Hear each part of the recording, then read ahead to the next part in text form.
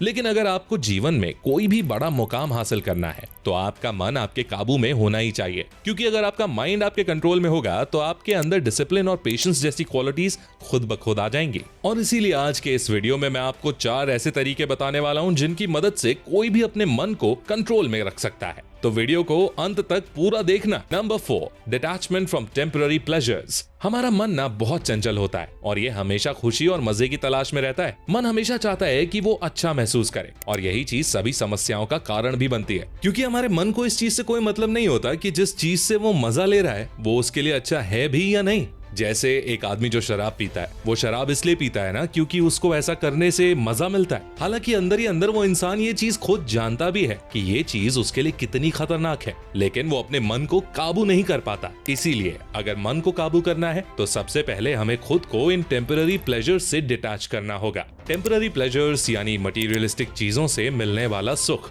जैसे बहुत लोगों को खाने का शौक होता है क्योंकि अच्छा खाने से उनको प्लेजर मिलता है, लेकिन ये सभी प्लेजर्स टेम्पररी होते हैं। इनसे हमारा माइंड ना कुछ टाइम के लिए तो सेटिस्फाई हो जाता है, लेकिन कुछ देर बाद हम फिर से उस चीज की इच्छा करने लगते हैं। इसीलिए अगर आपको अपने मन को काबू में करना है तो अपनी इच्छाओं को काबू में रखना सीखना होगा। हमें मटीरियल प्लेजर्स के साइकिल में नहीं फंसना है। गौतम बुद्ध ने कहा था, there is no fear for one whose mind is not filled with desires. यानी जिस इंसान का मन इच्छाओं से भरा हुआ नहीं हो वो किसी भी चीज से डरेगा नहीं। इसीलिए अगर अपने माइंड को कंट्रोल करना है तो अपनी इच्छाओं को लिमिटेड रखो, और इच्छाओं को लिमिटेड रखने से मतलब ये नहीं कि जिंदगी में किसी चीज की इच्छा ही मत करो, सिर्फ कुछ बड़ा करने की, जिंदगी में सफल होने की इच्छा करो। टेम्पररी प्लेजर्स की इच्छा छोड़ दो, क्योंकि जितना आप उनमें फंसोगे वो उतना ही आपको और फंसाएंगे। Number 3, master your 5 senses. आपके 5 सेंसेस आपके माइंड का गेटवे हैं। आप इन सेंसेस से जो भी कंज्यूम करते हो उसका आपके माइंड पर गहरा प्रभाव पड़ता है।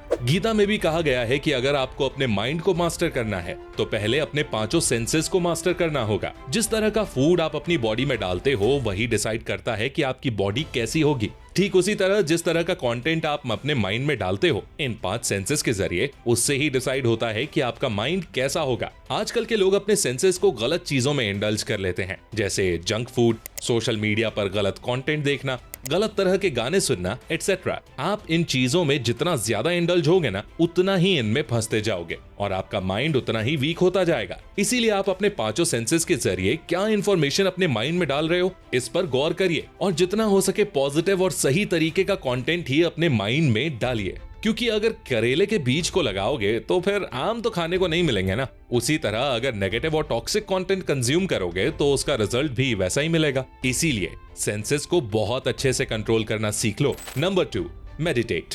मैं आपसे एक सवाल पूछता हूँ, आपके माइंड के लिए सबसे मुश्किल काम क्या होता है? काफी लोगों ने गेस कर लिया होगा। आपके माइंड के लिए सबसे मुश्किल बात होती है एक काम को लगातार करते रहना, किसी एक काम पर फोकस बनाए रखना। हमारा माइंड एक चीज पर लंबे समय तक कंसंट्रेट कर नहीं पाता, ये एक काम से दूसरे काम पर शिफ्ट होता रहता है। और अगर कोई इंसान घंटों तक एक ही काम पर कंसंट्रेट कर लेता है तो आपको समझ जाना चाहिए कि उसने अपने माइंड को काफी हद तक कंट्रोल कर लिया है। जो मंक्स लोग होते हैं वो दिन के 8 से 10 घंटे मेडिटेशन करते हैं और यही सबसे बड़ी वजह है कि उनका माइंड उनके फुल कंट्रोल में होता है। देखो दोस्तों, मेडिटेशन से होता क्या है ना कि हमारा दिमाग एक जगह स्थिर हो जाता है, एकाग्र हो जाता है, वो इधर उधर नहीं भागता और शांत हो जाता है। हालांकि आपको 8 घंटे मेडिटेशन करने की कोई जरूरत नहीं है। अगर आप सिर्फ 30 से 40 मिनट भी मेडिटेट कर लेते हो तो ये भी आपके लिए बहुत होगा। खासकर जो लोग एंजाइटी और दूसरी मेंटल प्रॉब्लम से परेशान है उनके लिए तो मेडिटेशन एक मस्ट टू डू वाली चीज है, क्योंकि चाहे कोई भी मानसिक रोग हो, ध्यान के जरिए उसको ठीक किया जा सकता है।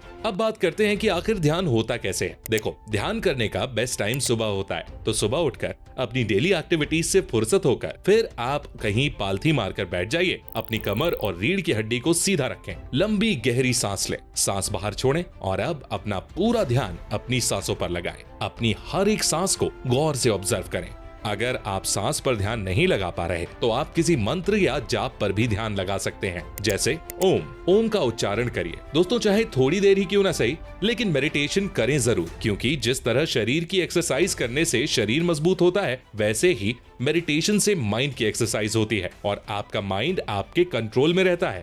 Number 1, use your intelligence. Mind को कंट्रोल करने का जो तरीका भगवत गीता में श्री कृष्ण ने बताया है, उससे बेहतर दूसरा कोई तरीका नहीं हो सकता। गीता में श्री कृष्ण कहते हैं कि हमारा शरीर एक रथ की तरह है जो 5 घोड़ों से बंधा हुआ है, जिन्हें आप 5 सेंसेस समझ सकते हो। उन घोड़ों के गले में एक लगाम बांधी हुई है जिसे आप मन समझ सकते हो, और उस लगाम को जो आपने हाथों में पकड़े हुए हैं वो है आपकी बुद्धि, इंटेलिजेंस, और उस रथ में जो यात्रा कर रही है वो है आत्मा। तो अगर आप अपनी बुद्धि से अपने मन को कंट्रोल में रखोगे तो आपकी जिंदगी की गाड़ी सही डायरेक्शन में चलेगी। लेकिन अगर आपका मन आपकी इंटेलिजेंस पर हावी हो जाएगा तो वो आपका सबसे बड़ा दुश्मन बन जाएगा। इंटेलिजेंस यानी सही और गलत में फैसला करने की क्षमता। देखो, मन क्या करता है, वो हमेशा उन चीजों के पीछे भागता है जहां उसको प्लेजर दिखता है, फिर चाहे वो गलत हो या सही, इससे मन को फर्क नहीं पड़ता। आपको अपनी इंटेलिजेंस का यूज करके अपने मन को कंट्रोल में लाना होता है और उसे बताना होता है कि वो चीज हमारे लिए सही नहीं है। तो इस तरह आप अपनी इंटेलिजेंस का यूज करके माइंड को कंट्रोल कर सकते हो, और इंटेलिजेंस बढ़ती है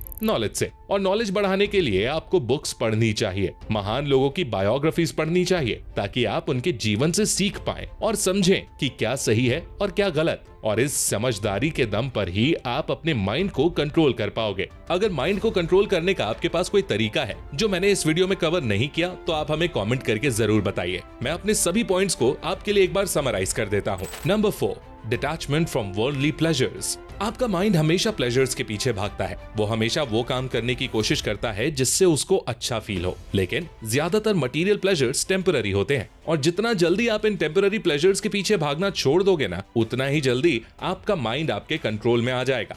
नंबर 3, कंट्रोल योर 5 सेंसेस। जिस तरह का खाना आप खाते हैं उससे आपका शरीर कैसा होगा ये डिसाइड होता है, और जिस तरह का कंटेंट आप अपने 5 सेंसेस से अपने अंदर डालते हो उससे डिसाइड होता है कि आपका माइंड स्ट्रांग बनेगा या वीक। आजकल के टाइम पर सोशल मीडिया, जंक फूड जैसी चीजों के ज्यादा कंजम्पशन से हमारा माइंड हमारे कंट्रोल में नहीं रहता है, इसीलिए अपने सेंसेस में आप क्या डाल रहे हो इस पर गौर करना चाहिए। Number 2, meditate.